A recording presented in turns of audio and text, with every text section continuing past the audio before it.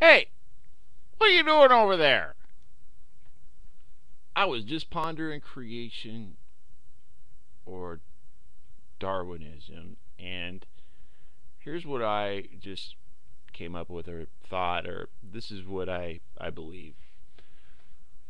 Is there evidence that an omnipotent, sentient being created the universe? I say no, because if there was, then surely we would all know about it and we would tell the same story. But if when you look at the different cultures, that story is kind of different. But hey, it's kind of the same. And hey, it kind of maybe even sounds like science. There was a big bang, and then there was stuff. Um, Now, when you start talking about us, human beings, and nothing else, was there a being that created us? Absolutely. That's the only explanation as to how we got here. Because science has no definitive proof other than a leaky theory called Darwinism that we came from apes or we evolved from some other organism on this freaking planet. When when you look at our DNA, this is from the book of science, we are very much alike most things on this planet, but there's an amazing amount of DNA that's extra, and they're not really sure what the hell where it came from, and what it does. Hmm, that's interesting. Maybe it came from the creator. Some people call it God. Some people today might consider, a person that breeds dogs a, a creator, a god, because they create, they help the dog create children, babies, puppies of a certain kind for the pleasure of the person. All right, so let's say that there was a supernatural being that bioengineered us to be a pet, to be a servant, just like it says in some of the old stories if you look them up. That we were made to create, to mine gold. We were made because the apes only were the smartest, most advanced form of life on the planet. That makes it perfect.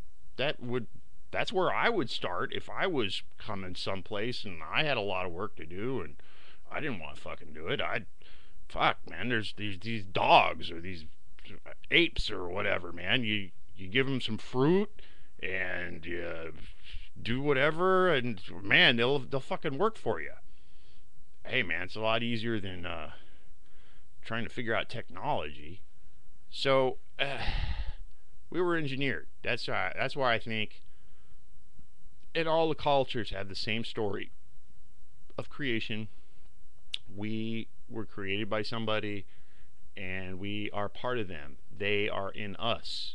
So if we go back in the DNA record, scientists don't like to admit this, but all of humanity has the same mother.